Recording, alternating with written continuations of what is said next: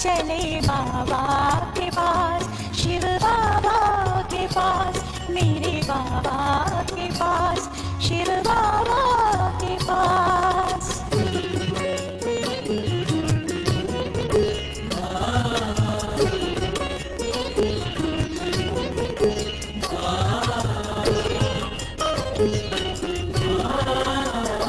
कितनी खुशियाँ भरी आज राहों में, दिव्य दुनिया समाई निगाहों में है।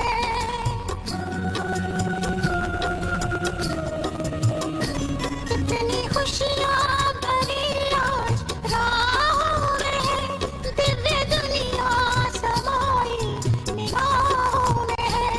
मुझे खुद ही खुद पर होता है नाज, मुझे खुद ही खुद पर होता है नाज। प्यारे प्यारे वतन उड़ चले हम आज, मेरे बाबा के पास, शिव बाबा के पास।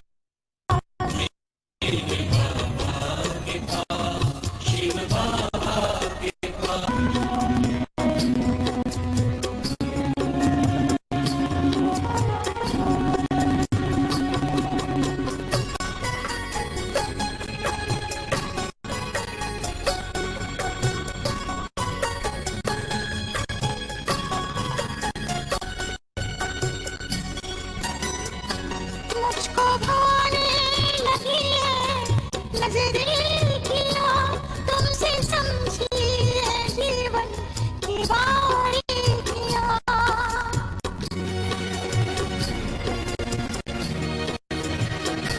मुझको भाने लगी है नजरिया, तुमसे समझी है जीवन की बारीकियां।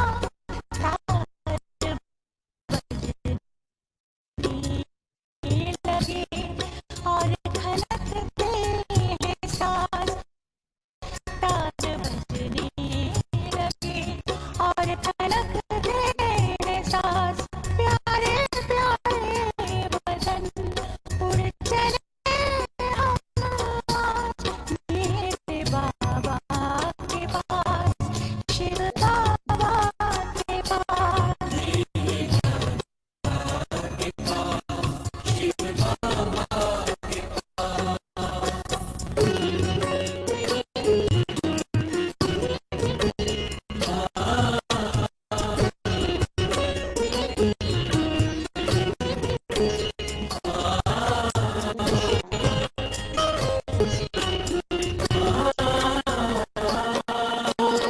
से इसमें मिलके जीवन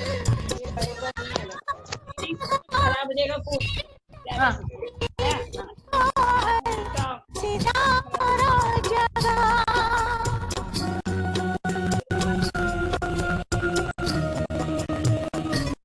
तुमसे मिलके ये जीवन प्यारा लगा, मेरी तकदीर को सितारा जगा। प्यार तेरा बना मेरे सर का ताज, प्यार तेरा बना मेरे सर का ताज। प्यारे प्यारे वतन उड़ चले हम आज, मेरे बाबा के पास, शिव बाबा के पास।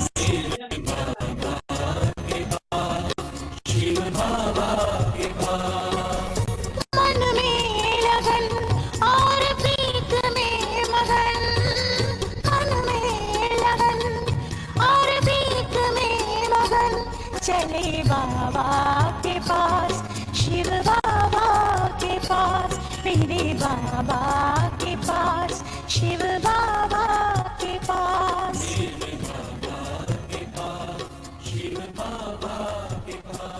मेरे बाबा के पास, शिव बाबा के पास।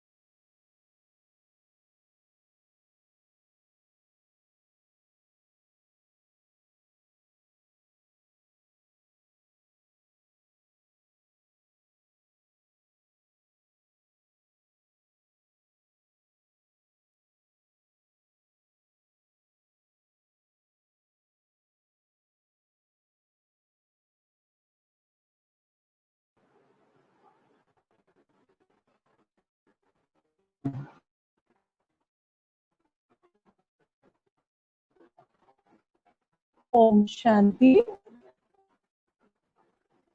आज की मुरली की तारीख है 13/2020। आज बाबा ने बताया है, मीठे बच्चे, तुम्हें मनसा वाचा कर्मणा बहुत बहुत खुशी में रहना है, सबको खुश करना है, किसी को भी दुख नहीं देना है, किसी को भी दुख नहीं देना है। तो बाबा अपने बच्चों को कैसे देखना चाहते हैं? बाबा कहते हैं खुश रहना है। वो भी थोड़ा नहीं, बहुत बहुत खुश रहना है। क्योंकि हमें भगवान मिला है, तो इतनी खुशी हमारे चेहरे पर दिखनी चाहिए। ऐसे नहीं कि भीतर में मन में खुशी है लेकिन बाहर से ऐसी शक्ल है, ऐसा हम नहीं बोल सकते। तो बाबा कहते हैं इसलिए खुशी में रहने के लिए फिर हमें क्या करना है?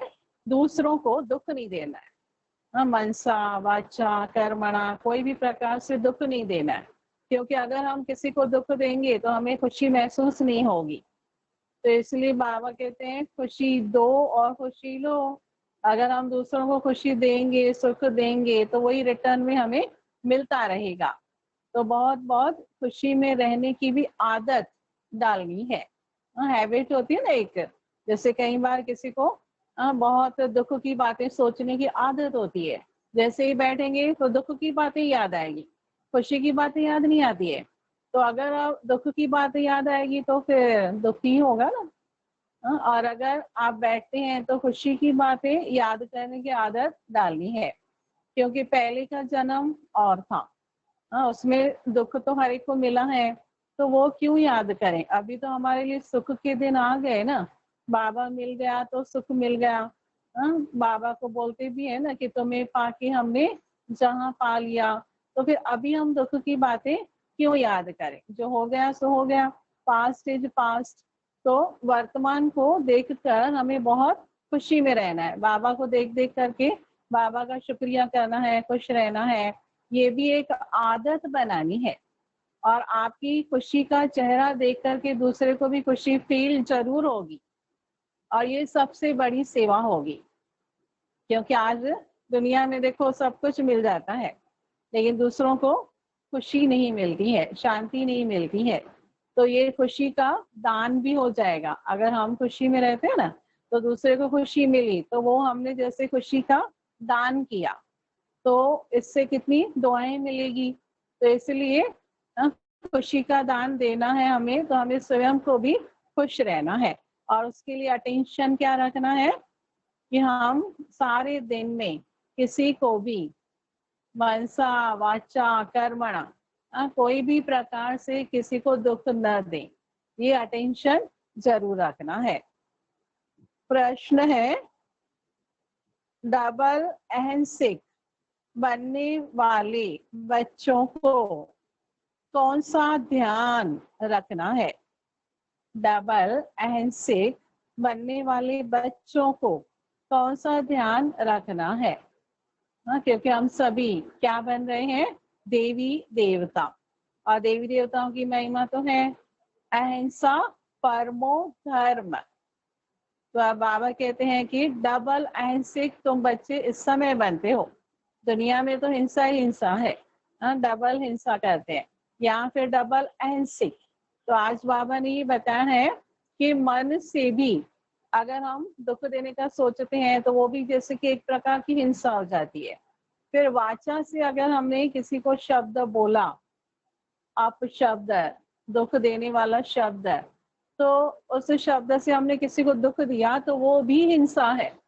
सोचो, बाबा हमें इतना ऊपर ले जाते हैं कि ये भी हिंसा हो जाती है, क्योंकि सामने वाले को दुख मिला।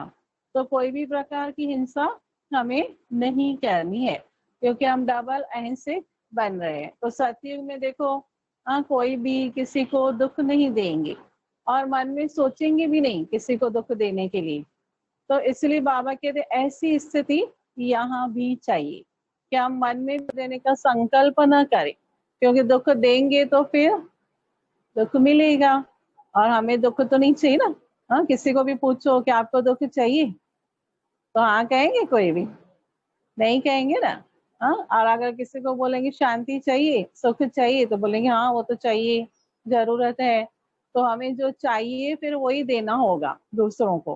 तो इसलिए ये ध्यान हमें जरूर रखना है। अब बाबा ने देखो दो बातें बहुत अच्छी तरह बताई है, वो ध्यान से सुनना है हमें। तो बाबा के शब्दों में उत्तर है, ध्यान रखना है कि ऐसी कोई वाचा मुख से न निकले जिससे किसी को भी दुख हो, क्योंकि वाचा से दुख देना भी हिंसा है। दूसरा, हम देवता बनने वाले हैं, इसलिए चलन बहुत रॉयल हो, खान पान न बहुत ऊंचा हो और न बहुत नीचा हो। अब देखो बाबा ने ये भी हमें शिक्षाएं दे दिया है कि आपको देवी देवता बनना है तो चलन कैसी हो। देवी देवताएं कितना खाते हैं? हाँ, वैसे तो हम कहेंगे 36 प्रकार का भोजन खाते हैं, लेकिन 36 प्रकार का सब खाते नहीं रहते हैं। 36, हाँ, तो 36 में से जो भी सामने आता है तो कितना खाएंगे, उसमें से भी थोड़ा थोड़ा इतना इतना खाएंगे।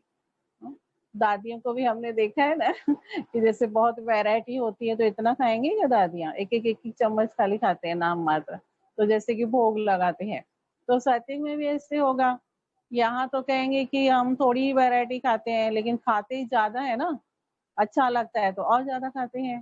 तो इसलिए बाबा कहते हैं यहाँ पर फिर तुम्हें थोड़ा सादगी वाला जीवन बनाना है, न बहुत ऊंचा न बहुत नीचा। अब ऊंचा क्या होता है कि रोज अच्छी अच्छी सब्जियां, महंगी महंगी सब्जियां बना के खाते रहो खिलाते रहो। हाँ? तो उसकी आदत हो जाएगी। आदत होगी तो फिर अंत में मरने के समय याद आएगा, अरे बहुत समय से ये सब्जी नहीं खाई है, तो क्या होगा अंतमति सुगति वैसी ही होगी। फिर बाबा कहते एकदम घटिया भी नहीं खाना है, हाँ? कि जो न स्वाद हो न कुछ हो।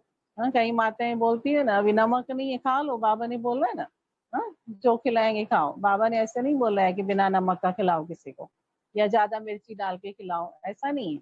ये भी ध्यान रखना है। इसलिए बाबा ने कहा टेंशन भी रखना है, तो बहुत ज्यादा भी नहीं बहुत कम भी नहीं, लेकिन मीडियम।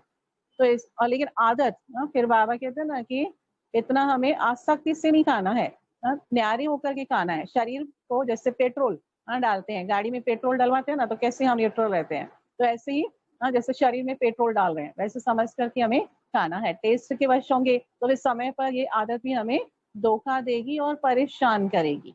तो इसलिए बाबा कहते हैं खाओ भले, बाबा की याद में खाओ। बाबा की याद में खाएंगे तो फिर वो अटैचमेंट नहीं होगा, माना आसक्ति नहीं होगी, हाँ, और फिर खा भी सकेंगे। तो इसलिए बाबा कहते हैं कि चलन बहुत रॉयल हो, और रॉयल्टी से भी खाना है। हाँ? तो रॉयल्टी से कैसे खाना होता है वो तो देखा होगा ना, बड़ों को कैसे खाते हैं शांति से बाबा की याद में। हाँ, फिर थोड़ा थोड़ा करके खाते हैं, धीरे धीरे खाते हैं। एकदम ऐसे नहीं कि थाली सामने आई तो अटैक, हाँ, जैसे कि बहुत सालों से खाया ही नहीं है। कईयों की ऐसी आदत होती है, फिर जल्दी जल्दी जल्दी खाना है, ऐसा भी नहीं होना चाहिए। हाँ, फिर लेकिन इतना भी धीरे धीरे नहीं खाना है कि ट्रेन चली जाए और हम बैठे रहे इतना धीरे धीरे भी नहीं खाना है। अब बैलेंस, हाँ, तो बाबा के ने कई बार देखो कहाँ जाना नहीं होता है फिर भी जल्दी जल्दी खाते हैं। हाँ, कभी जाना है तो थोड़ा जल्दी खा सकते हैं, लेकिन बहुत जल्दी भी नहीं। तो कहने की बात ये है कि हमें, हाँ, फिर बोलने में भी ध्यान रखना है, कहीं जो इतना बोलते हैं नॉन स्टॉप।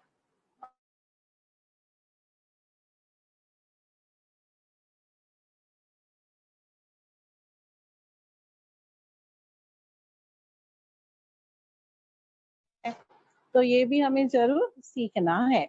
अब गीत है, निर्बल से लड़ाई बलवान की, ये कहानी है दिए की और तूफान की। अब बाबा ने कहा खुशी में रहना है। अब खुशी में कौन नहीं रहना चाहेगा, सब रहना चाहते हैं, लेकिन फिर लड़ाई होती है ना। हाँ, माया फिर युद्ध करती है, खुशी गायब कर देती है, होता है ना ऐसे। खुशी कहाँ गायब चली जाती है पता ही नहीं चलता है कई बार। तो इसलिए बाबा कहते हैं अभी युद्ध में जीतो और खुशी को वापस लाओ, यही तो आपको कार्य करना है। क्योंकि युद्ध तो है, निर्बल से लड़ाई बलवान की, क्योंकि रावण माया भी कम नहीं है, कोई ना कोई तरीके से आएगी। अलग अलग तरीके से आएगी, आपको पता भी नहीं चलेगा।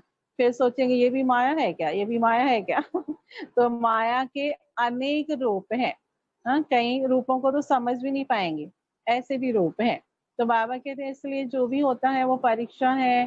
परीक्षा समझो, माया का रूप समझो, तो लड़ने की हिम्मत भी आएगी।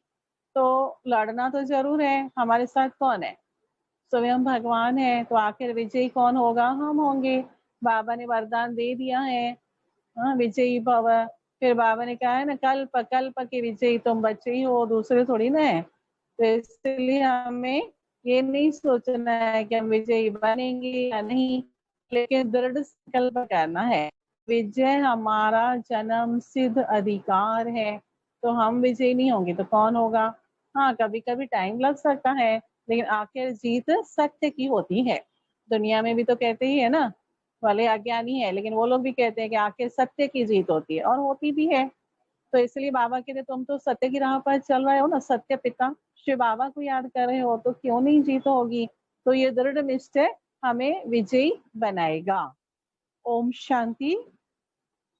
मीठे मीठे सिक्की लदे बच्चों को बाप रोज पहले समझाते हैं कि अपने को आत्मा समझ बैठो और बाप को याद करो। कहते हैं ना, अटेंशन प्लीज। तो यहाँ पर फिर अटेंशन प्लीज का मतलब क्या है कि अपने को शरीर नहीं आत्मा समझो, क्योंकि शरीर समझने की तो आदत है ही है। हाँ, शरीर समझो ऐसे बोलना नहीं पड़ेगा, क्योंकि उसमें तो नेचुरल हो जाते हैं, देह अभिमान में आ जाते हैं। लेकिन आत्मा समझो, ये अटेंशन दिलाया जाता है। तो बाप कहते हैं एक तो अटेंशन दो बाप की तरफ। बाप कितना मीठा है, उनको कहा जाता है प्यार का सागर, ज्ञान का सागर। तो तुमको भी प्यारा बनना चाहिए ना। हम बच्चे किसके? प्यार के सागर के। और देखो तो गुस्सा कर रहे हैं, अगर बुरे शब्द भी बोल रहे हैं तो क्या कहेंगे? कहेंगे देखो बाप तो इनका प्यार का सागर है और ये तो गुस्सा ही गुस्सा कर रहे हैं। तो ऐसे तो नहीं चलेगा, बाबा का नाम बदनाम होता है। मनसा वाचा कर्मणा, हर बात में तुमको खुशी रहनी चाहिए।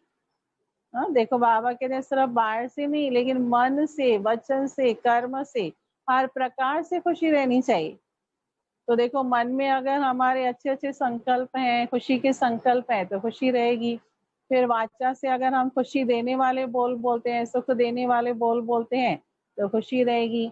फिर कर्म अगर श्रेष्ठ करते हैं, कर्म योगी हैं, बाबा की याद में कर्म करते हैं, तो कर्म से भी खुशी मिलेगी, माना स्थूल में भी खुशी की बातें हमें दिखाई देगी। तो बाबा कहते हैं हर तरीके से खुशी में रहो, और कुछ भी हो जाए खुशी को नहीं छोड़ना है। बाबा कह रहे भले सब छूट जाए, वो तो एक दिन छूटना ही है। भले सब छूट जाए लेकिन खुशी न छूटे। ये हमें ध्यान रखना है।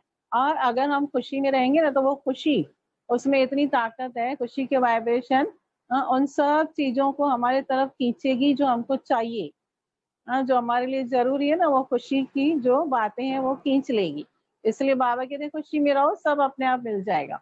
और बाबा की याद में रहो, निश्चिंत रहो। तो बाबा कहते हैं मनसा वाचा कर्मण, हर बात में तुमको खुशी रहना चाहिए, कोई को भी दुख नहीं देना है। बाप भी किसी को दुख नहीं कर देते हैं, बाप आए हैं सुखी करने। तुमको भी कोई प्रकार का किसको दुख नहीं देना है, कोई भी ऐसा कर्म नहीं करना चाहिए, मनसा में भी नहीं आना चाहिए। परंतु यह अवस्था पिछाड़ी में होगी। वरना बाबा कहते हैं मन में भी सोचना नहीं है दुख देने के लिए, इसमें थोड़ा टाइम लगेगा, लेकिन होगी अवस्था जरूर। लेकिन अभी वाचा में तो जरूर ध्यान रखना है कि वाचा से हम किसी को दुख न दे, कर्म से हम दुख न दें, क्योंकि फिर वो कर्मों का अकाउंट बन जाएगा। मुख से अगर हम दुख देते हैं तो वो भी कर्म में ही आ जाता है और अकाउंट बन जाता है, वो हिसाब किताब बन जाता है। आपने एक बार किसी को दुख दिया ना वाचा से, तो आपको रिटर्न में 10 बार मिलेगा, फिर वो सहन करना पड़ेगा। और हमको जब कोई बोलते हैं तो हम क्या बोलते हैं? ये लोग हमारे ही पीछे पड़े, हमको ही बोलते रहते हैं। तो पड़ेंगे ही ना, क्योंकि आपने पहले उनको दिया है दुख, इसलिए फिर वो आपके पीछे पड़े रहते हैं।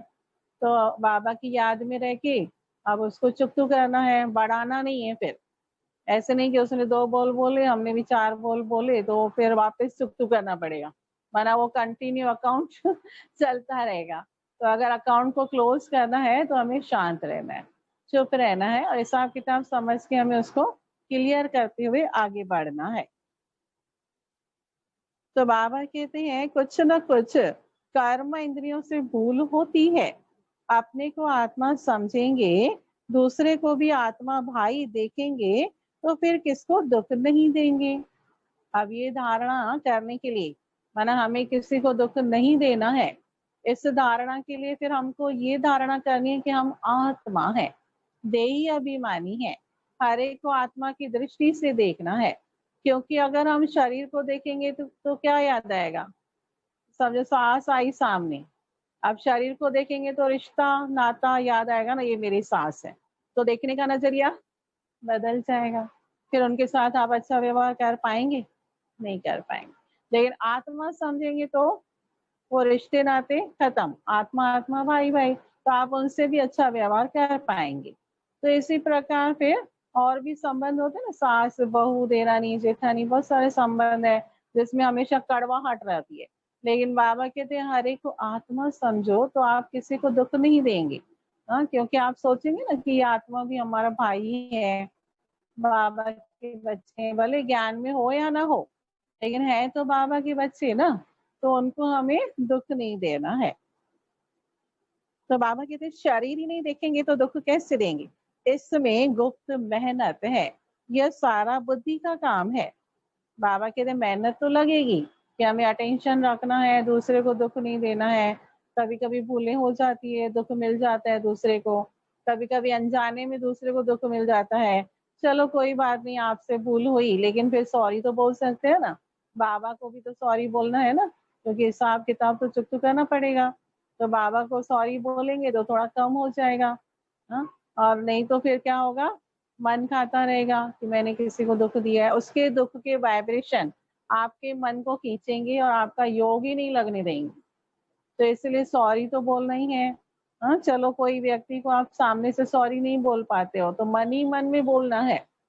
तो ये क्षमा योग आजकल करते हैं ना, कमेंट्री होती है क्षमा मांगने के लिए योग, उसमें बहुत फायदा होता है हर एक को, हर एक का मन, हर एक का दिल दिमाग जो है वो रिलैक्स हो जाता है, हल्का हो जाता है, क्योंकि सभी से उसमें माफी मांगते हैं।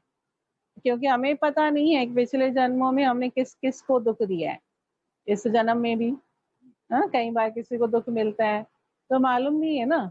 तो इसलिए फिर क्या करते हैं क्षमा योग में, कि जिसको भी हमने जाने अनजाने में हमसे दुख मिला है, शांति मिली है, हमारे कारण उनको परेशानी हुई है, उन सभी से हम क्षमा चाहते हैं, क्षमा मांगते हैं। बाबा के सामने हमें ये बोलना है और उन्हों को इमर्ज करना है कि बाबा जो भी है उनसे हम क्षमा मांगते हैं। तो सच्ची दिल से जब क्षमा योग करते हैं ना कोई 10 मिनट भी, तो बहुत हल्का महसूस करते हैं। और ये हमें करना भी चाहिए रोज, 5 मिनट 10 मिनट रोज करेंगे तो हल्के रहेंगे। हाँ, क्लियर रहेगा ना, कम होता जाएगा। क्योंकि दिल से क्षमा मांगने से सामने वाली आत्माएं भी क्या करेगी, जहां भी है वो माफ करेगी जरूर। फिर हमें उनके लिए शुभ भावना भी रखनी है कि उनको भी बाबा का परिचय मिले, उनको शांति मिले, उनको सुख मिले, हाँ उनकी इच्छाएं पूरी हो जाए।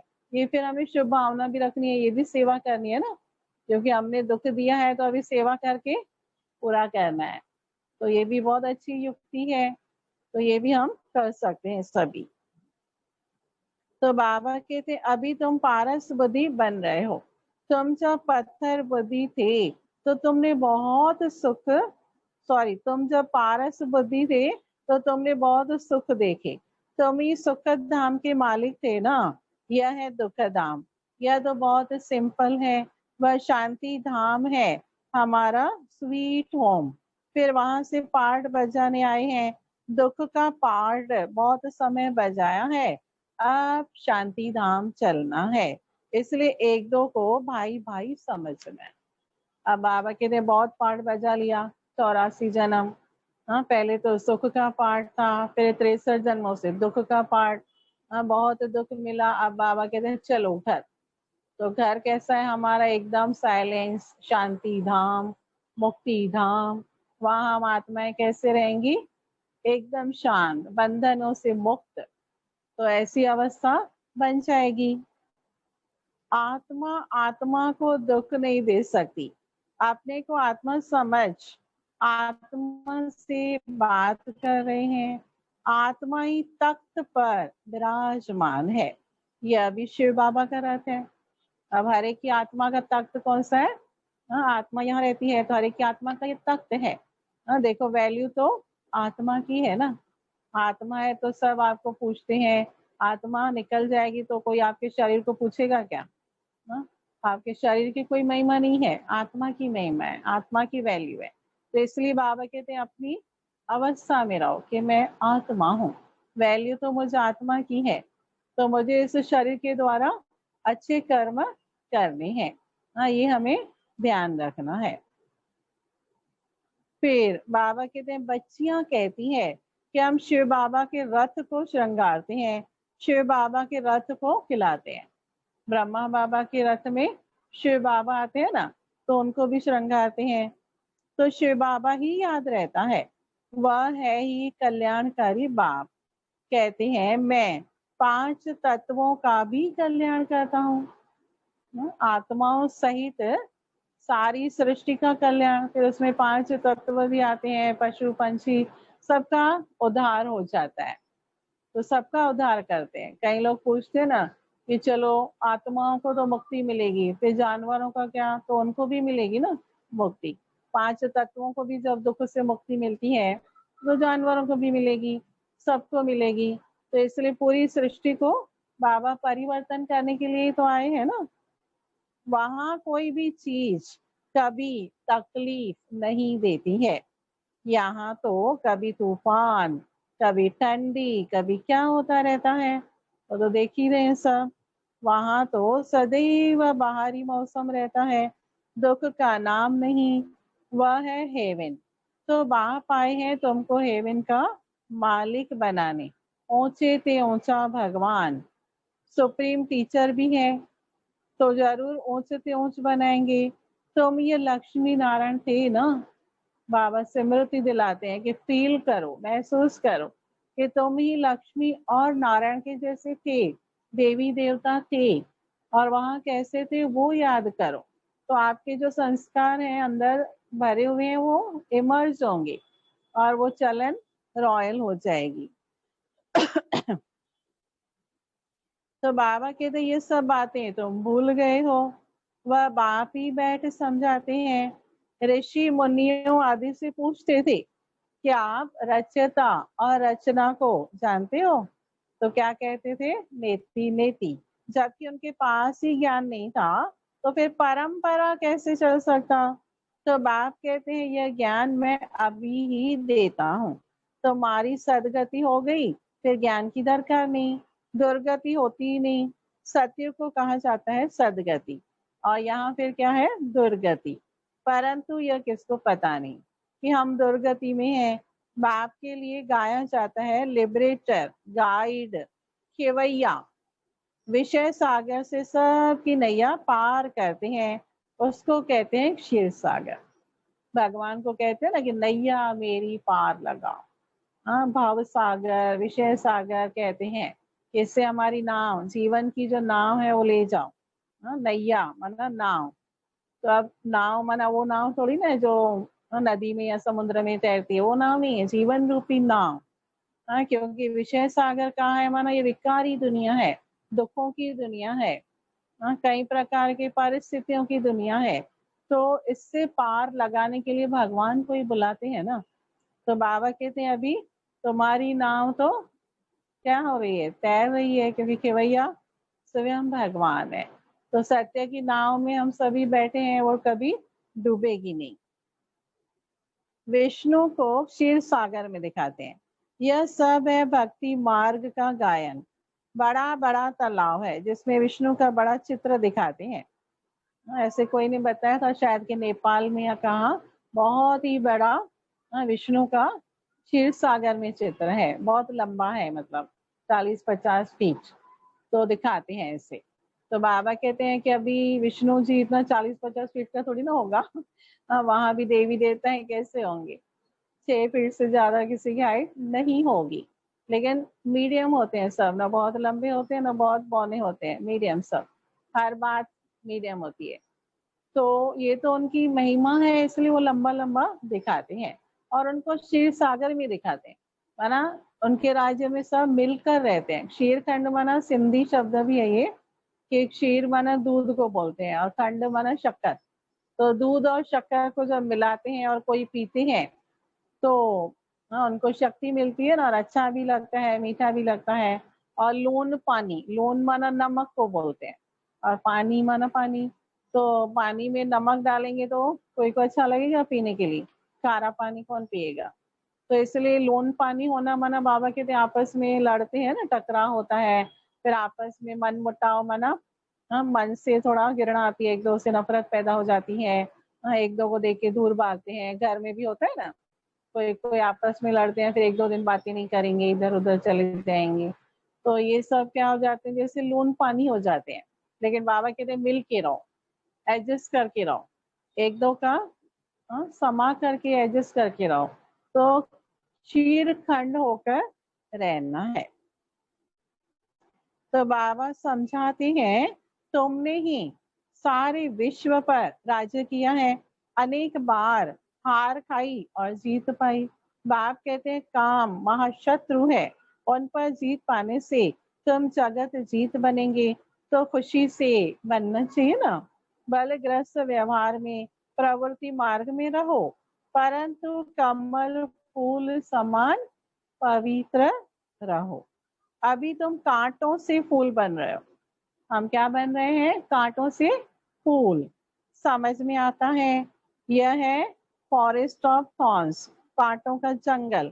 एक दो को कितना तंग करते हैं, मार देते हैं। अब कांटे हैं तो क्या करें? हाँ, कांटा कभी सुख देगा? कांटे फिर एक दो को लगते हैं, माना एक दो को दुख देते रहते हैं। तो बाप मीठे मीठे बच्चों को कहते हैं तुम सब की अब वानप्रस्थ अवस्था है, छोटे बड़े सबकी वानप्रस्थ अवस्था है। तुम वाणी से परे जाने के लिए पढ़ते हो ना, तुमको अभी सदगुरु मिला है, वह तो वानप्रस्थ में तुमको ले जाएगा। बाबा कहते हैं ये याद रखो कि हम वानप्रस्थी हैं। वानप्रस्थी हमारा अंतिम समय है। हाँ, कभी भी मौत हो सकती है ना, विनाश कभी भी हो सकता है। फिर पर्सनली किसी की भी मौत हो सकती है। आजकल देख रहे हैं ना क्या क्या हो रहा है। कोरोना तो है ही है महामारी, लेकिन साथ में देखो एक्सीडेंट्स कितने होते हैं, क्या क्या होता रहता है। तो कभी भी मौत होती है किसी की भी। तो इसलिए बाबा कहते हैं हमेशा ये सोचो कि मरने के पहले हमें पुरुषार्थ करना है जरूर। हाँ, टाइम वेस्ट नहीं करना है। ऐसे नहीं सोचना है कि 1 साल के बाद थोड़ा अच्छी तरह वेल सेटअप होके फिर करेंगे, ऐसा नहीं सोचना है। या फिर कहीं सोचते हैं बच्चों की शादी हो जाए फिर करेंगे, ये करेंगे। ऐसे बाबा कहते हैं कल कल नहीं करो, क्योंकि कल कल करके कब काल खा जाएगा पता नहीं चलेगा ना किसी को भी। तो इसलिए हमें ध्यान रखना है। तो बाबा कहते हैं बच्चे अच्छी रीति पुरुषार्थ करो, दैवी गुण धारण करो, बल खाओ पियो, श्रीनाथ द्वार में जाओ, वहां घी के मार ढेर मिलते हैं। घी के कुएं, कुएं ही बने हुए हैं। श्रीनाथ द्वारे कोई कोई गए होंगे, तो वहां भी श्री कृष्ण की पूजा होती है।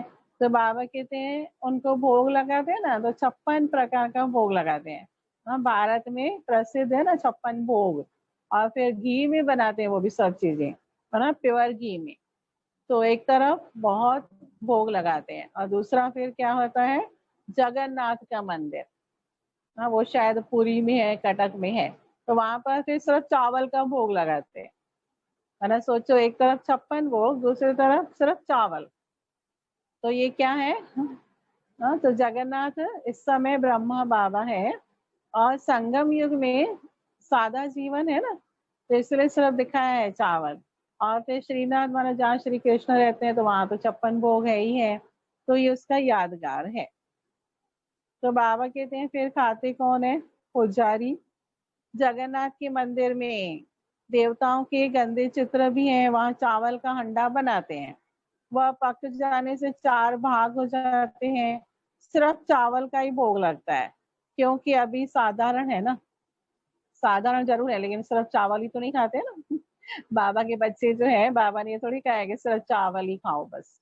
मतलब वो तो जगन्नाथपुरी मना उस तरफ है, उड़ीसा में, तो वहाँ चावल बहुत खाते हैं, तो इसलिए वो एक है कि वहाँ चावल ही बनाते हैं।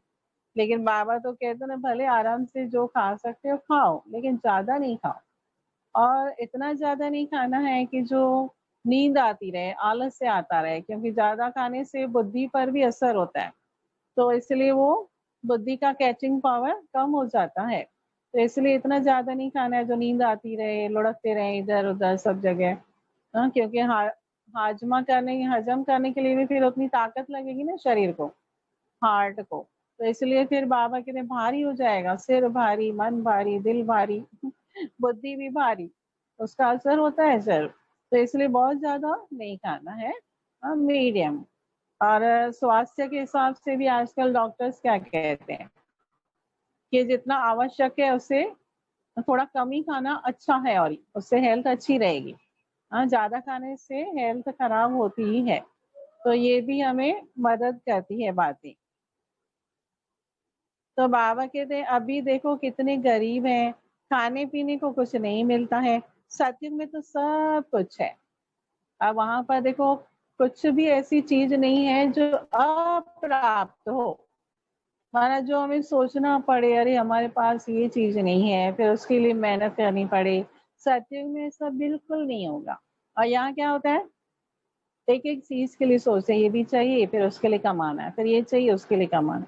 तो मेहनत लगती है ना। तो बाबा कहते हैं वहां तुम्हें कोई मेहनत नहीं करनी पड़ेगी, लेकिन यहाँ कौन सी मेहनत करनी है, योग, ना, ज्ञान सुनने की मेहनत, योग लगाने की मेहनत। तो फिर आने वाले 21 जन्मों में कोई मेहनत नहीं करनी पड़ेगी। तो शिव बाबा बहुत मीठा है, वह तो है निराकार। प्यार आत्मा को किया जाता है ना, आत्मा को बुलाया जाता है, शरीर तो जल जाता है।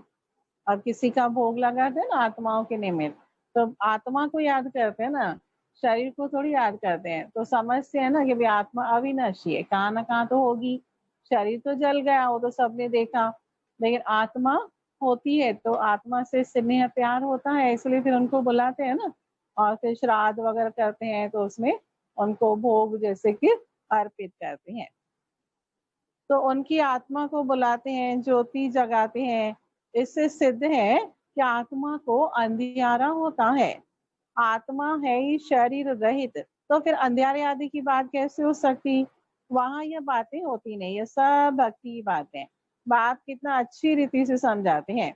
ज्ञान बहुत मीठा है, इसमें आंखें खोल कर सुनना होता है।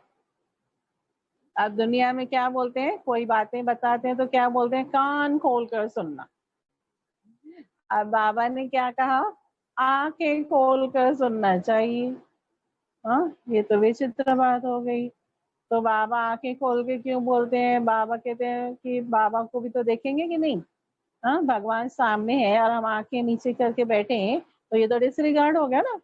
हाँ, आपका पिताजी लंदन से आया है बहुत सालों से, तो उसके सामने आप बैठेंगे तो आंखें बंद करके बैठेंगे क्या।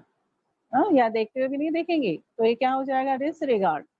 और फिर प्राप्ति भी तो नहीं होगी ना। तो इसलिए बाबा कहते हैं टीचर को भी तो देखते हैं ना स्कूल में। अब स्कूल में टीचर पढ़ाते हैं तो स्टूडेंट्स आंखें बंद करके बैठते हैं क्या। तो हम स्टूडेंट्स हैं, बाबा हमको पढ़ाते हैं, तो आंखें बंद नहीं करना है।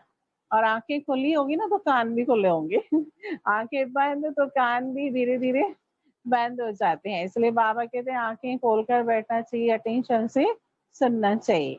बाप को तो देखेंगे ना। हाँ, बाप कितना अच्छी रीति समझाते हैं। तो हम जानते हो शिव बाबा यहाँ विराजमान है, तो आंखें खोल कर बैठना चाहिए, बेहद के बाप को देखना चाहिए ना। अब भगवान के दर्शन के लिए लोग कितना भटकते हैं। हाँ, मंदिरों में इधर उधर, हम सभी भी 63 जन्मों से भटक रहे थे। अब जब भगवान सामने है तो आंख बंद क्यों करें। आगे बच्चियां बाबा को देखने से ही ध्यान में चली जाती थी। तुम ये अंतिम जन्म पवित्र बनेंगे तो पवित्र दुनिया के मालिक बनेंगे। तो मारी पवित्र है तो सब उनको माथा टेकते हैं। शादी करती है तो पुजारी बन पड़ती है, सबको माथा टेकना पड़ता है। तो प्योरिटी अच्छी है ना, प्योरिटी है तो पीस और प्रॉस्पेरिटी है। सारा मदार पवित्रता पर ही है। बुलाते भी हैं, हे पतित पावन आओ, इसलिए बुलाया, पावन बनने के लिए बुलाया भगवान को। तो बाबा भी कहते हैं पवित्र बनो, योगी बनो, तो तुम्हें सब मिलेगा, सब इच्छाएं पूरी हो जाएगी, वो भी अनेक जन्मों के लिए। एक जन्म, बाबा कहते हैं सिर्फ एक जन्म पवित्र बनो तो 21 जन्मों के लिए तुम्हें सब कुछ प्राप्ति हो जाएगी। तो पावन दुनिया में रावण होता ही नहीं, वह है राम राज्य। सब शीरखंड है, धर्म का राज्य है। फिर रावण कहाँ से आया? रामायण आदि कितना प्रेम से बैठ पढ़ते हैं, यह सब है भक्ति। तो बाबा कहते देखो रामायण महाभारत भी थोड़ा अच्छी तरह रखते हैं और पढ़ते हैं। वो तो आप सभी को मालूम है कि देखो कैसे कपड़े में बंद करके रखते हैं, फिर खोल के पढ़ते हैं प्यार से, फिर वापस बंद करके रखते हैं, सफाई से रखते हैं, ऊंचाई पर रखते हैं, ऐसे नीचे इधर उधर नहीं रखेंगे। तो हम भी मुरली का भी इतना रिस्पेक्ट रखें, मतलब ऐसे नहीं कि मुरली उठाई फिर कहाँ भी रख दिया, खाने के टेबल पर रख दिया और दाग लगते रहते हैं। तो भगवान की मुरली है तो उसका भी हमें इतना ध्यान रखना है कि हम बहुत प्यार से पढ़ें, भावना से पढ़ें। तो बाबा कहते हैं सच की बेड़ी का तो गायन है। क्या गायन है? हिलेगी लेकिन डूबेगी नहीं। अब बेड़ी माना नाव, सिंधी शब्द बोलते हैं। तो सच की नाव हिलेगी जरूर लेकिन कभी डूबेगी नहीं। और कोई सत्संगों में जाने के लिए मना नहीं करते हैं, यहाँ कितना रोकते हैं। तो बाबा कहते हैं कि मीठे मीठे बच्चे, पहले तुम स्वर्ग में थे, फिर ऐसे ऐसे उतरते उतरते पट आकर पड़े, माना एकदम जैसे नीचे गिर गए, दुखी हो गए, अशांत हो गए। पट माना फ्लोर को बोलते हैं, जैसे एकदम अर्श से फर्श पर गिरते हैं, तो जैसे फर्श पर पड़ी। तो हम कहेंगे हम बहुत ऊंचे थे, फिर बाप हमको ऊंचे चढ़ाते हैं। हम हर 5000 वर्ष बाद पढ़ते ही हैं। इसको कहा जाता है वर्ल्ड की हिस्ट्री ज्योग्राफी रिपीट। तो बाबा कहते हैं तो मैं तुम बच्चों को विश्व का मालिक बनाता हूँ, सारे विश्व में तुम्हारा राज्य होगा। अब बाबा कहाँ की स्मृति दिलाते हैं? स्वर्ग की, कि आने वाली दुनिया में सिर्फ तुम्हारा राज्य होगा, सिर्फ तुम बच्चे ही होंगे, देवताओं की नगरी होगी बस। तो चारों ओर सुखी सुख, शांति, खुशी, हेल्थ, वेल्थ, हैप्पीनेस सब कुछ होगा। गीत में भी है ना, कि बाबा आप ऐसा राज्य देते हो जो कोई छीन न सके। तो ऐसा कौन सा गीत है? जो मुरली का गीत होता है ना, तो उसमें क्या बताते हैं? तुम्हें पाके हमने जहां पा लिया, जमी तो जमी आसमां पा लिया। तो ये गीत हमें याद दिलाता है कि बाबा हमें ऐसा राज्य देते हैं कि कभी कोई छीन न सके, और ऐसा राज्य देते हैं जिसमें कोई कमी नहीं, कोई युद्ध नहीं, कोई लड़ाई नहीं। तो ऐसा राज्य देते हैं। अभी तो कितनी पार्टीशन है, पानी के ऊपर, जमीन के ऊपर झगड़ा चलता रहता है। और फिर घर घर में भी क्या होता है? लड़ाई झगड़ा सब कुछ होता रहता है, और छोटी छोटी बातों में लड़ाई झगड़े होते रहते हैं। अब ज्ञानी आत्माओं को क्या करना है? झगड़ा करना है? बाबा ने श्रीमत दी है, बाबा ने क्या कहा है? चुप रहो। कोई भी कुछ बोलते हैं, गुस्सा करते हैं, तुम चुप रहो, क्योंकि हम बाबा के बच्चे हैं। तो श्रीमत हमारे लिए है। ऐसे नहीं कि आप अज्ञानी लोगों को बोलेंगे हमारे बाबा ने बोला है चुप रहने का, तो वो बोलेंगे तुम चुप रहो ना, हमको क्यों बोलते हो? तो हमें उनको चुप नहीं कराना है, हमें चुप रहना है। अब कईयों को तो चुप रहना बहुत मुश्किल लगता है, इम्पॉसिबल भी लगता है। कहेंगे हम क्यों चुप रहे हैं, सामने वाले इतना बोल रहा है, इतना बोल रहा है। अंदर ही अंदर जैसे उबलते रहते हैं, पानी उबलता है ना, तो ऐसे अंदर ही अंदर उबलते रहते हैं। तो बाबा कहते तुम चुप भी रहो और मन से चुप रहना, शांत भी रहो। मैं आत्मा शांत स्वरूप हूँ, ये सोचो तो मन शांत रहेगा। क्योंकि बोलने से कभी शांति होती है क्या? बोलने से कभी प्रॉब्लम सॉल्व होते हैं क्या? नहीं होते हैं। शांत रहने से होगा, और ही शांत रहने से प्रॉब्लम कम हो जाएगा, धीरे धीरे खत्म हो जाएगा। लेकिन अगर दो जन बोलते ही रहेंगे तो बढ़ेगा। तो बाबा हमको सिखाते हैं वो करना है। अब घर में देखो दो जन होते हैं तो भी ठीक से नहीं चलते हैं, दुखी होते हैं, सब कुछ मिलता है, लेकिन थोड़ा सा स्वभाव संस्कार या किसी की कोई आदत होती है तो एक दो को समझ के चलना है ना। तो यही तो ज्ञान है, यही तो समझ है। और सबसे समझदार प्राणी कौन है दुनिया में? मनुष्य है। तो मनुष्य देखो एक दो को नहीं समझते हैं। जानवरों की तो बात ही अलग है, आजकल तो जानवर इतना नहीं लड़ते हैं, लेकिन मनुष्य ज्यादा लड़ते हैं। गली गली में देखो, घर घर में देखो, लड़ते ही रहते हैं। तो बाबा कहते तुम्हें बिल्कुल शांत रहना है, तुम्हें लड़ना नहीं है, किसी को दुख नहीं देना है, नहीं तो तुम्हें भी मिलेगा। बाबा हमें कर्मों की गति समझाने आए हैं, तो इसलिए बाबा कहते तुम्हें ऐसा कोई कर्म नहीं करना है। तो बाबा कहते हैं देवी देवताएं डबल अहिंसक है। देवी देवताओं को डबल अहिंसक कहा जाता है। बाबा ने समझाया है किसको वाचा से दुख देना भी हिंसा है।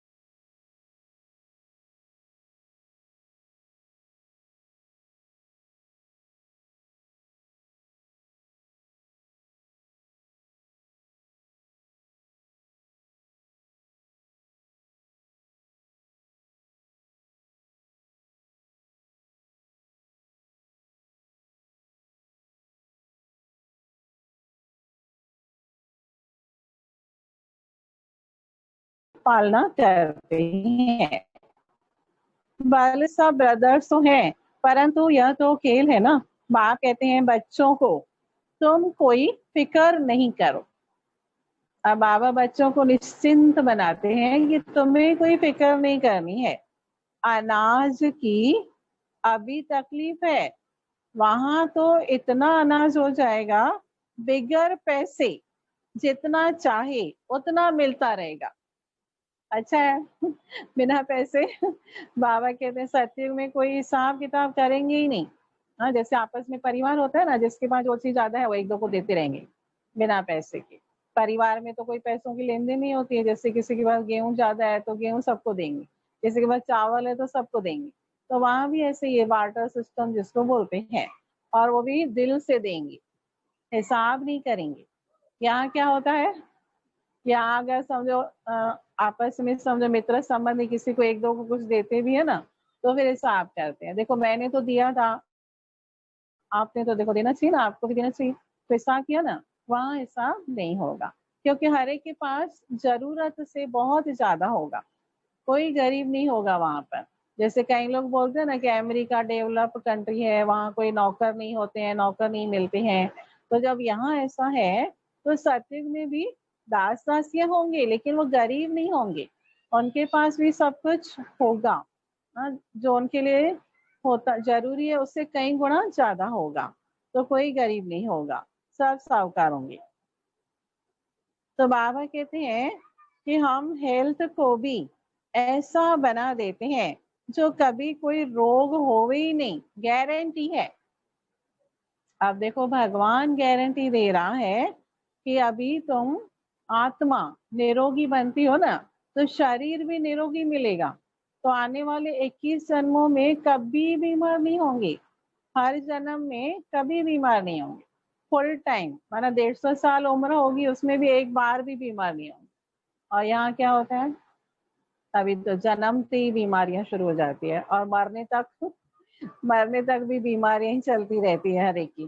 तो इसलिए बाबा कहते हैं अभी अंतिम समय है, फिर दूसरे जन्म में तुम्हें कोई बीमारी नहीं होगी, और इस जन्म में भी अगर कंट्रोल करेंगे, डाइट करेंगे और श्रीमत के हिसाब से खाएंगे तो भी बीमारी होगी, लेकिन वो कंट्रोल में रहेगी, क्योंकि गाड़ी तो पुरानी है ना। हाँ, इसलिए ऐसे नहीं कहते हैं कि भाई तुम भगवान के बच्चे हो, तुमको बीमारी क्यों हुई। अब गाड़ी तो गाड़ी है ना, गाड़ी तो किसी की भी खराब होती है, डॉक्टर की गाड़ी खराब होती है कि नहीं, होती है ना। डॉक्टर को बोलेंगे क्या, अरे तुम तो डॉक्टर हो, तुम्हारी गाड़ी कैसे खराब हो गई। यार गाड़ी अलग है, डॉक्टर अलग है। तो यहाँ भी हम आत्मा अलग है, शरीर अलग है, शरीर हमारी गाड़ी है, तो वो तो पुरानी है ना। जैसे सबकी गाड़ी पुरानी है तो हमारी भी पुरानी है, तो उसको तो कुछ ना कुछ होता रहेगा। और फिर कार्मिक अकाउंट भी तो हर एक को चुकता करना है, तो एक कारण बन जाता है। लेकिन जो योगी हैं, बाबा की श्रीमत पर चलते हैं, तो उनको इतना दुख नहीं होता है, वो रोते नहीं रहते हैं कि हाय मेरे को ये हो गया, मेरे को ये हो गया, ऐसे नहीं करते हैं। और दुनिया में देखो तो कोई को डायबिटीज शुरू होता है ना, तो सबको बताते रहते हैं एक एक को, डायबिटीज हो गई है, डायबिटीज हो गई है, चेहरा भी ऐसे बनाते हैं जैसे बहुत कुछ हो गया है। अब है तो कॉमन बातें, अब ये कॉमन बीमारियां हैं।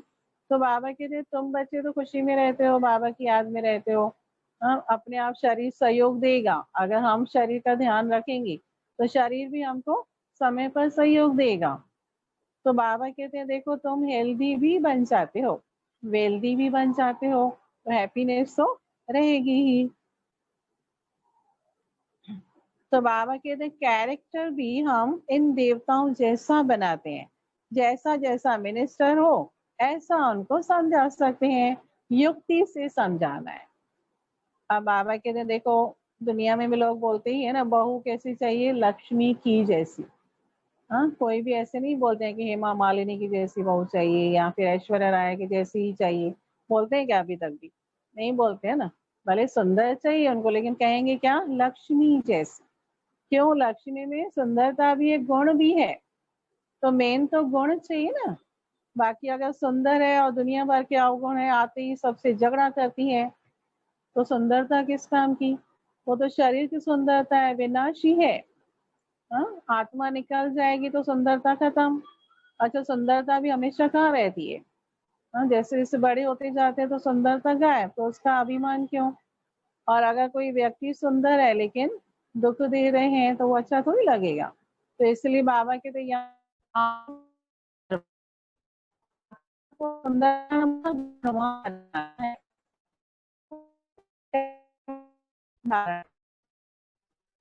कहते हैं कहते हैं फुर्सत नहीं।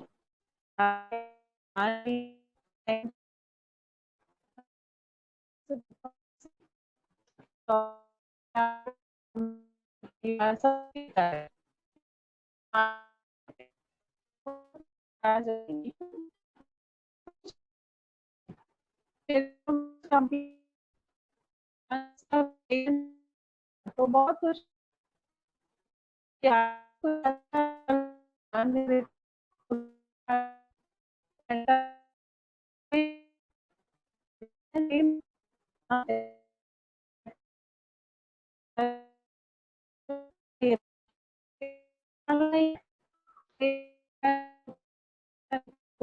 एक घंटा तो निकल के उसमें चले, और तो कोई साथ में से वर्षा नहीं मिलता, पारलौकिक से मिलता।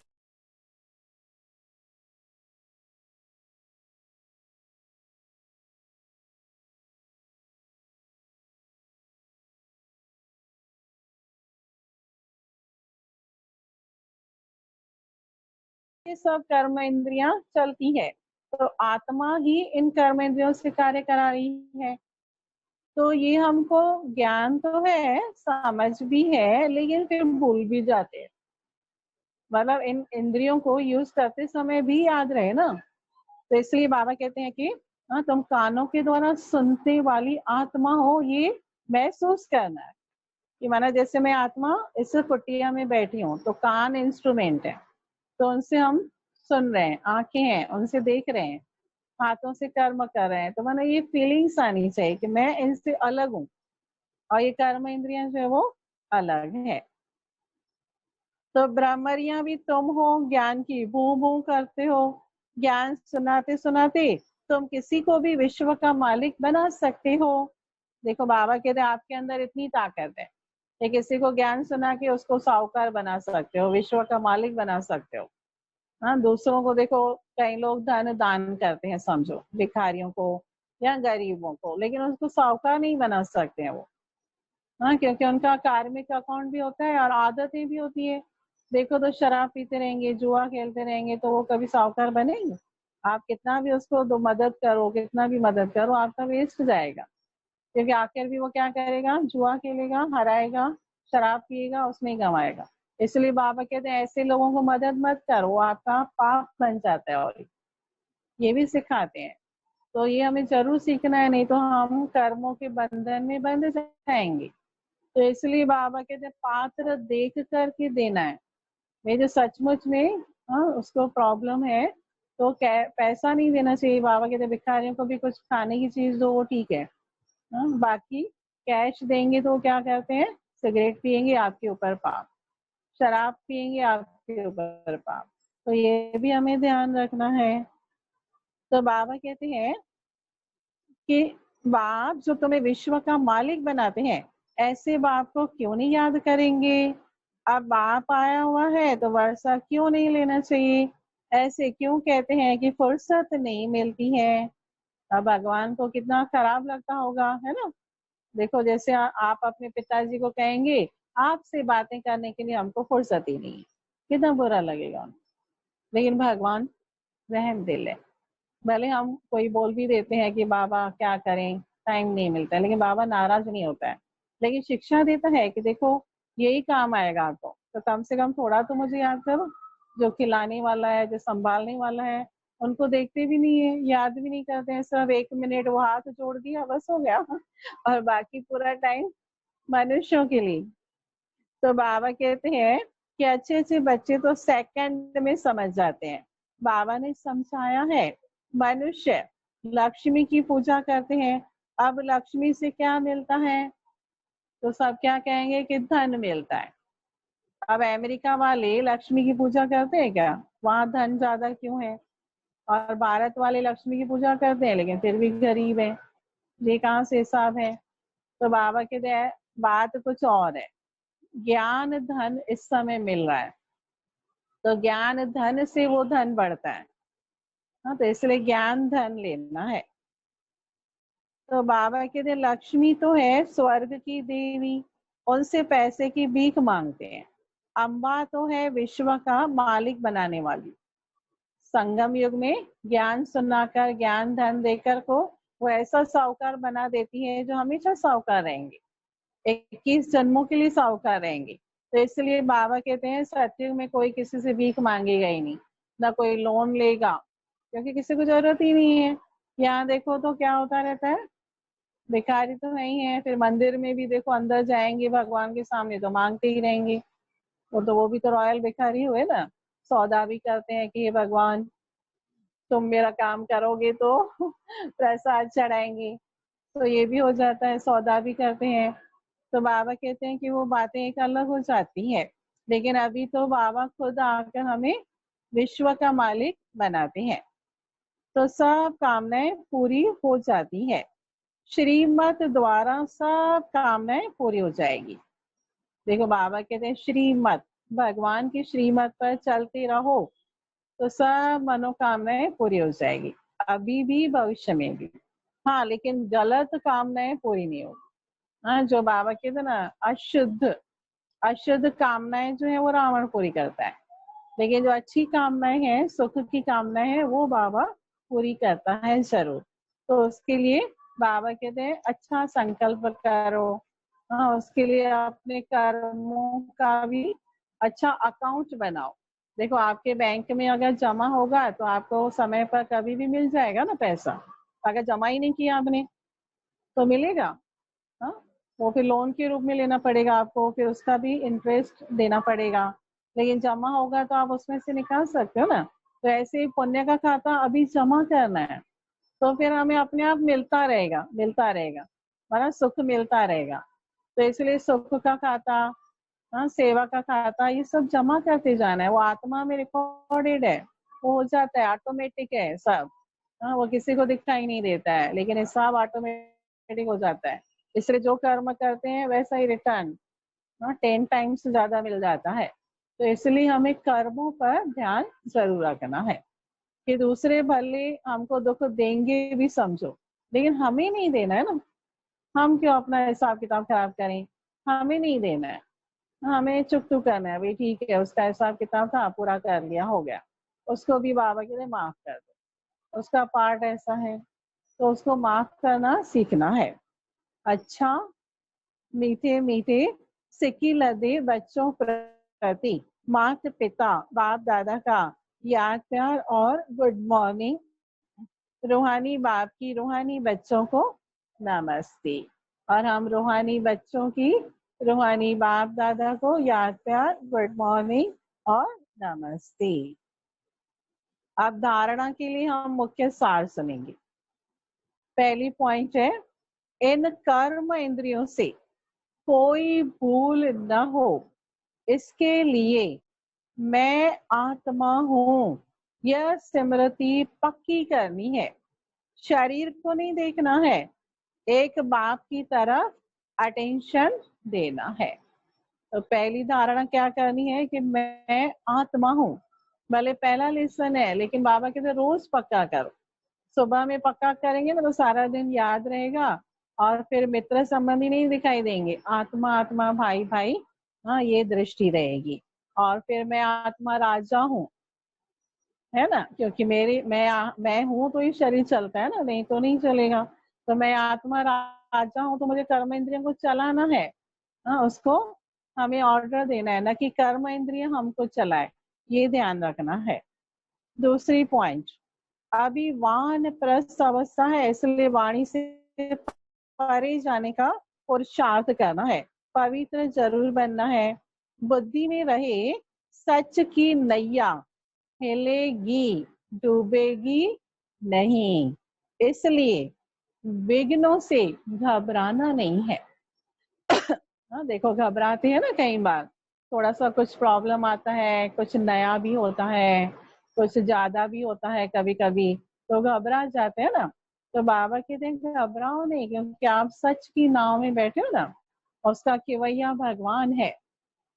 तो ये नाव हिलेगी डुलेगी जरूर, लेकिन डूबेगी कभी नहीं। हाँ, ये विश्वास रखना है।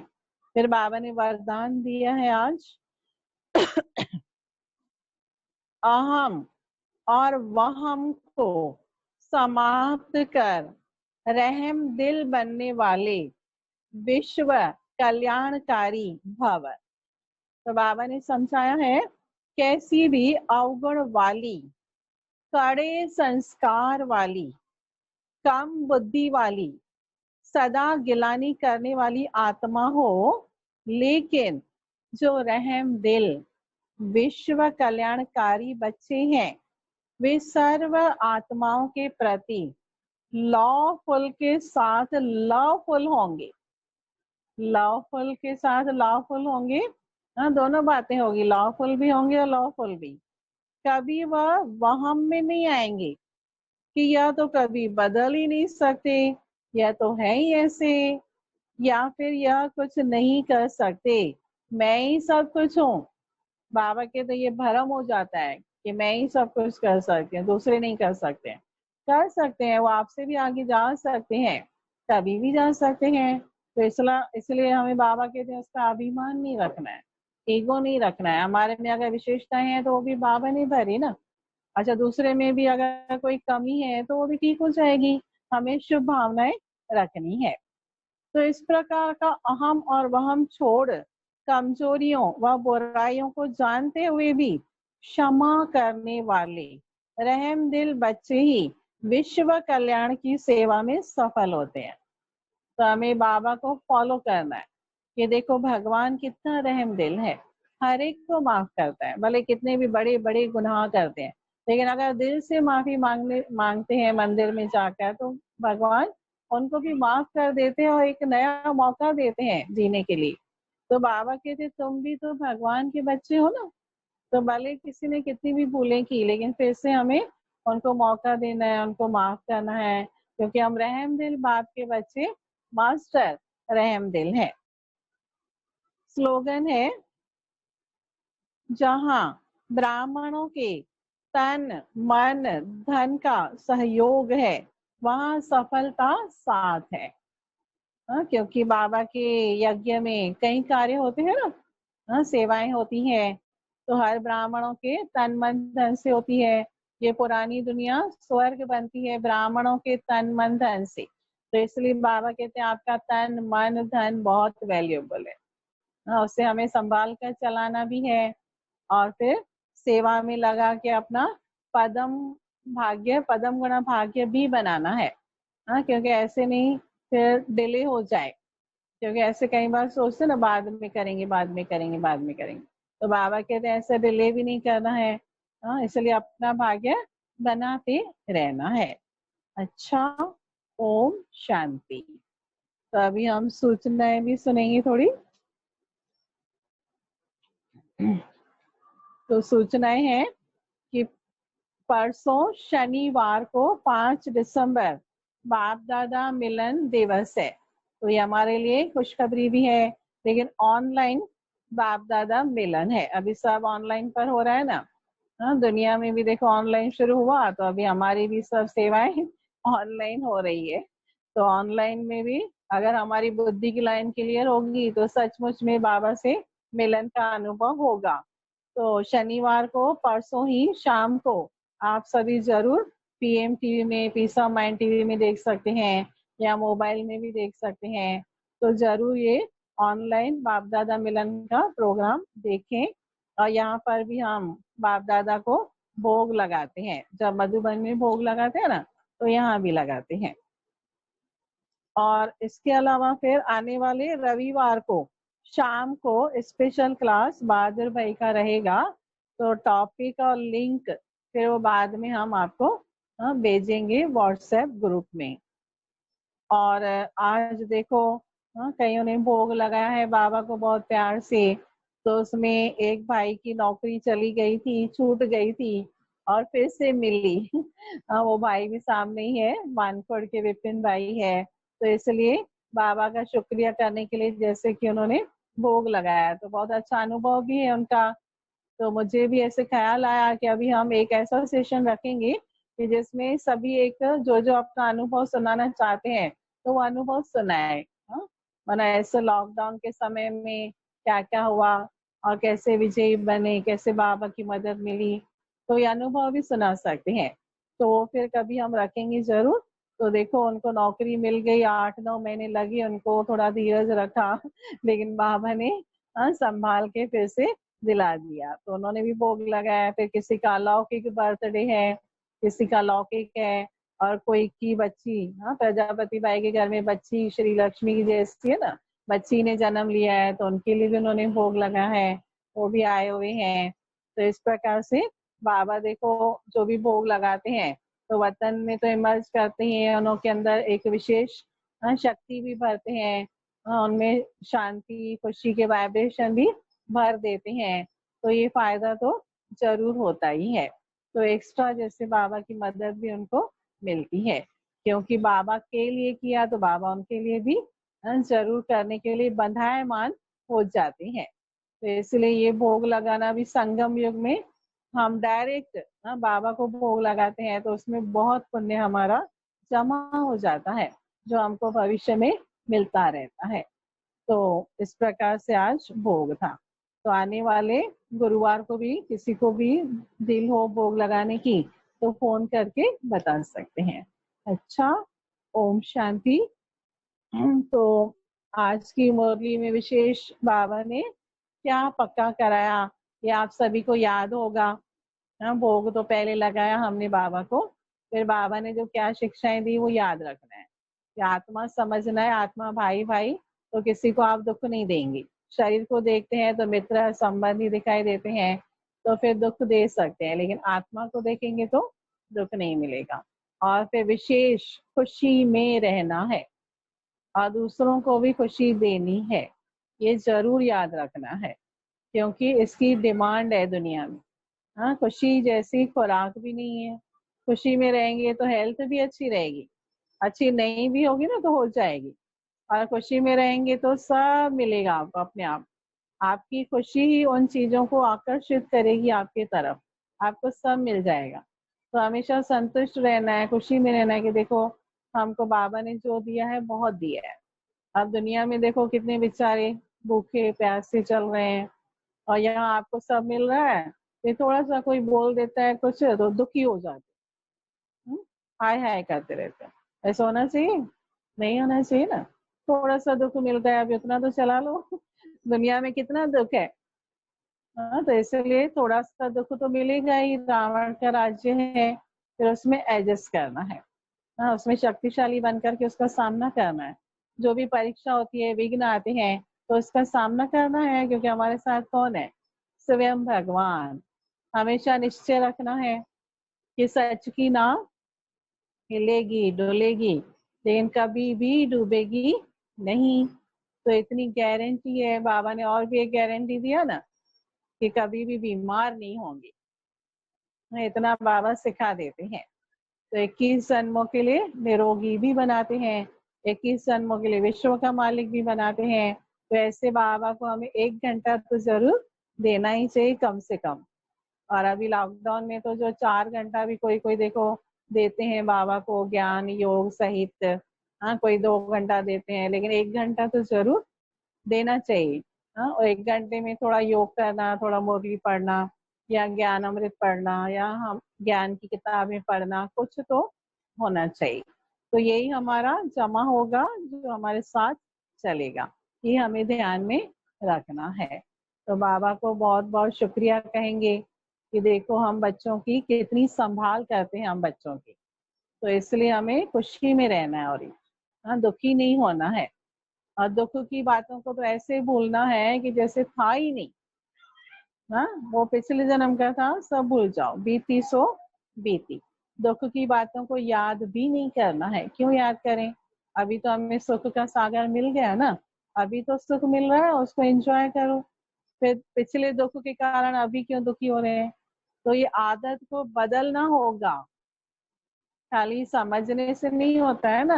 आदत को बदलने की मेहनत करनी है कि हमें खुशी में रहना है, भले जो भी हो होता रहे, हमें खुशी में रहना है। उसमें से भी खुशी ढूंढना है कि चलो इसमें भी कल्याण होगा, इसमें भी कुछ होगा, इसमें भी कुछ अच्छा ही होगा।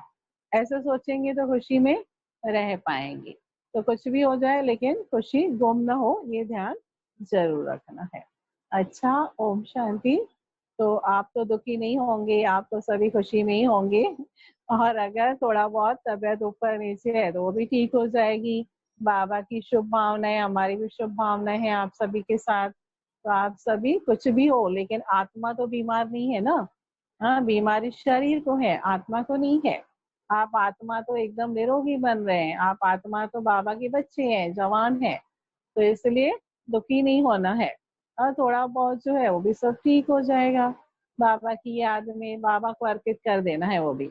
हाँ, क्योंकि बाबा ने जो चित्र बनाया है कि बच्चे तुम चिंता मत करो, मैं बैठा हूँ, तो वो चित्र बार बार देखना और महसूस भी करना है कि अरे बाबा हमारे साथ है, तो हम क्यों सोचें, हम क्यों चिंता करें। तो ये ऐसी आदत बनानी है। हाँ, ऐसा बार बार हमें स्मृति में लाना है, तो देखो कितना खुशी में रह सकते हैं। तो ये प्रैक्टिकल हम करेंगे तो बहुत खुशी में जरूर रहेंगे, और आपसे दूसरों को खुशी का दान मिलेगा। कहीं कहते हैं ना कि हम क्या सेवा करें, हम तो कुछ नहीं कर सकते। तो बाबा कहते बस खुशी में रहो, तो दूसरों को खुशी मिल जाएगी। ये ही बड़ी सेवा है। ये तो कर सकते हो ना। जो कर सकते हैं वो नहीं करेंगे अगर, तो क्या फायदा। फिर जो सेवा नहीं कर सकते हैं उसके लिए दुखी होते हैं। तो ऐसा क्यों? बाबा कहते तुम जो कर सकते हो वो करो ना कम से कम। तो वो भी बहुत बड़ी बात है, उसमें भी आपका जमा हो जाएगा। तो अपने आप से प्रतिज्ञा कर दें कि हम खुशी में रहेंगे और दूसरों को खुशी का दान देंगे। भले बातें आएगी, ऊपर नीचे करेगी, युद्ध करेगी, लेकिन फिर भी हमें विजयी बनना है, बाबा के साथ रहना है और खुशी में रहना है। तो अपने आप से प्रॉमिस करना है। अच्छा, सभी को ओम शांति। सब जरूर खुश होंगे, ठीक होंगे, और ठीक नहीं भी होंगे तो हो जाएंगे। ऐसी हमारी शुभ भावनाएं हैं। तो अभी हम 1 मिनट बाबा की याद में रहेंगे और पूरा करेंगे। ओम शांति।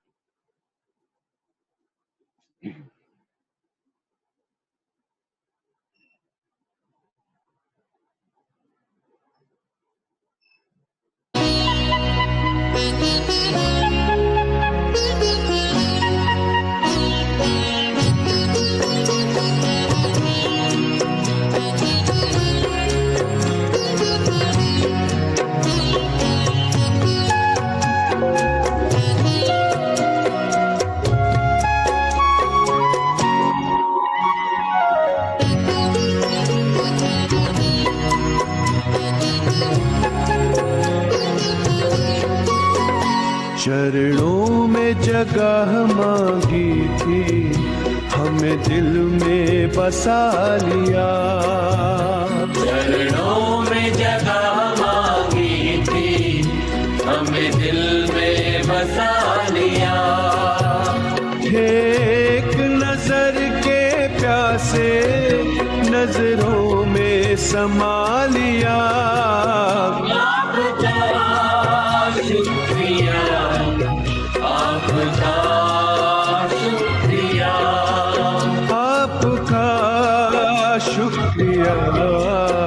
आपका शुक्रिया।